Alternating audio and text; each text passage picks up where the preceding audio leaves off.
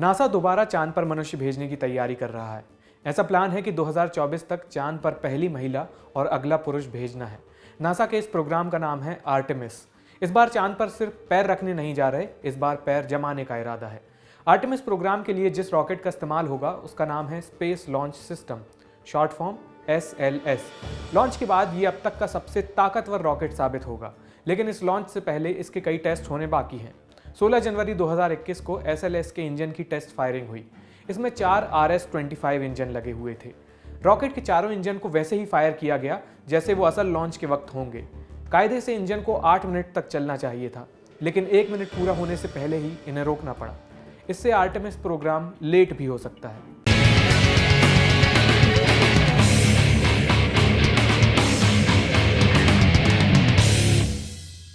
नमस्ते, मेरा नाम आयुष है। साइंसकारी के इस एपिसोड में हम आर्टेमिस प्रोग्राम, SLS रॉकेट और पुराने मून मिशंस की बात करेंगे। ये समझेंगे कि नासा क्यों और कैसे चांद पर दोबारा मनुष्य भेजना चाहता है। कुछ दिनों पहले खबर आई थी कि नासा ने आर्टेमिस प्रोग्राम के लिए 18 एस्ट्रोनॉट्स को सिलेक्ट किया है। इनमें आधी महिलाएं हैं और आधे पुरुष। इन्हीं में से एक नाम है राजा चारी। राजा चारी भारतीय मूल के एस्ट्रोनॉट हैं।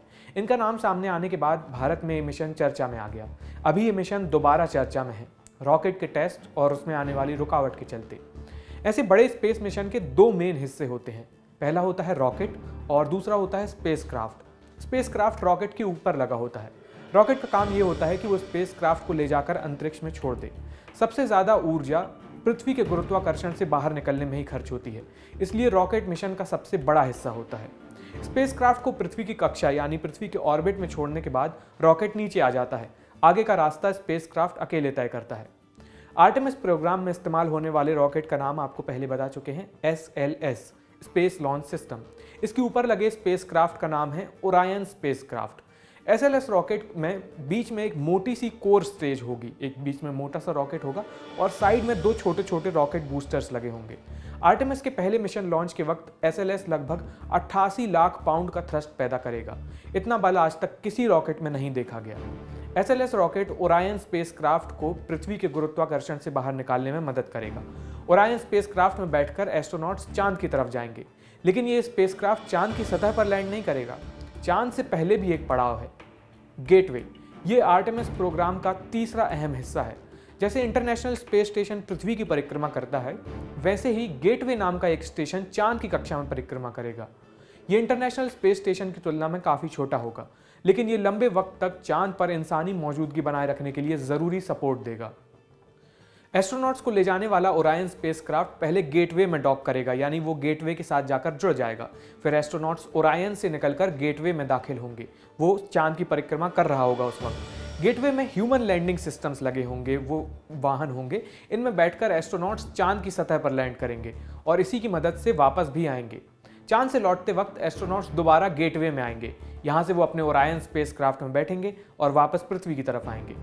अमेरिकी राष्ट्रपति डोनाल्ड ट्रंप ने कहा था कि 2024 तक मनुष्य दोबारा चांद पर कदम रखेंगे, लेकिन ये तीसरे मिशन में होगा। इससे पहले क्या क्या होगा? सबसे पहले आर्टेमिस 1 लॉन्च होगा। इसमें कोई मनुष्य नहीं होगा, सिर्फ रॉकेट और स्पेसक्राफ्ट होंगे। स्पेसक्राफ्ट जाकर चांद के चक्कर काट आएगा। इसके साल भर बाद आर्टेमिस 2 लॉन्च होगा। इस मिशन में स्पेसक्राफ्ट के अंदर एस्ट्रोनॉट्स बैठे होंगे, लेकिन वो चांद की सतह पर लैंड नहीं करेंगे। ये इनकी टेस्ट फ्लाइट होगी। ये लोग सिर्फ घूम कर आ जाएंगे चांद के आसपास। इसके बाद आर्टेमिस 3 लॉन्च होगा। इसमें जो एस्ट्रोनॉट्स बैठकर जाएंगे, ये चांद की सतह पर जाकर लैंड करेंगे। ये एस्ट्रोनॉट्स चांद पर लंबे वक्त तक मनुष्यों की मौजूदगी बनाने का इंतजाम करेंगे। अब तक सिर्फ नासा ही चांद पर एस्ट्रोनॉट्स उतार पाया है। इसकी शुरुआत अमेरिका और रूस के बीच लगी एक रेस से हुई थी। द्वितीय विश्व युद्ध खत्म होने के बाद अमेरिका और रूस के बीच शीत युद्ध शुरू हुआ। इस युद्ध का एक मोर्चा अंतरिक्ष में भी खुला। दोनों देश अंतरिक्ष में रेस लगाने लगे। इसे स्पेस रेस कहा गया। 60 के दशक में ये रेस अपने चरम पर थी। रूस ने अंतरिक्ष में पहला मनुष्य भेजा, यूरी गगारिन। अमेरिका यहाँ पीछे रह गया, लेकिन अब चांद पर जाने की बारी थी। रेस का अगला पड़ाव चांद था। अमेरिका की स्पेस एजेंसी नासा ने चांद पर मनुष्य भेजने के लिए अपोलो प्रोग्राम शुरू किया। साल 1969 नासा ने अपोलो 11 मिशन चांद की तरफ भेजा। इस मिशन में गए नील आर्मस्ट्रॉन्ग चांद पर कदम रखने वाले पहले इंसान बने। रूस का चांद पर एक भी मनुष्य नहीं उतर पाया।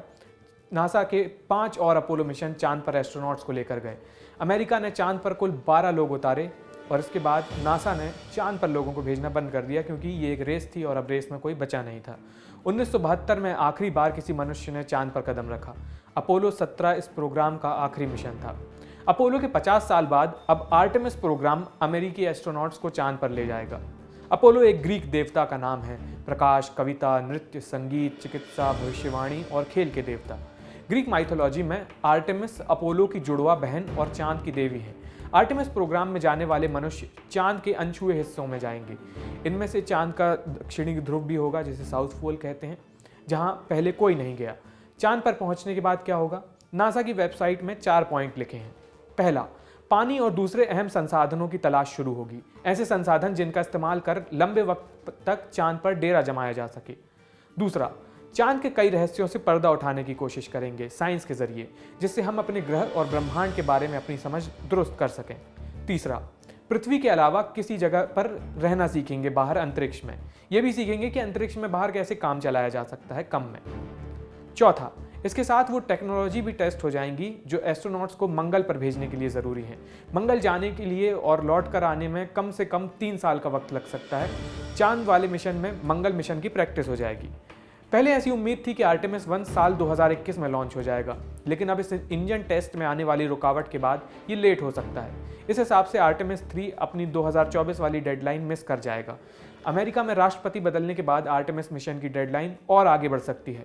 डोनाल्ड ट्रंप अमेरिका को स्पेस में मचाऊ साबित करने के लिए जितने उतावले थे, वैसा शायद जो बाइडेन के साथ ना हो, लेकिन ये मिशन जब भी लॉन्च होगा देखने लायक होगा। ये वीडियो देखने के लिए बहुत बहुत शुक्रिया। हमें कमेंट सेक्शन में इस वीडियो के बारे में अपनी राय बताएं। कैमरे के पीछे हैं अमितेश, मैं हूँ आयुष। इसे एडिट करेंगे विभव।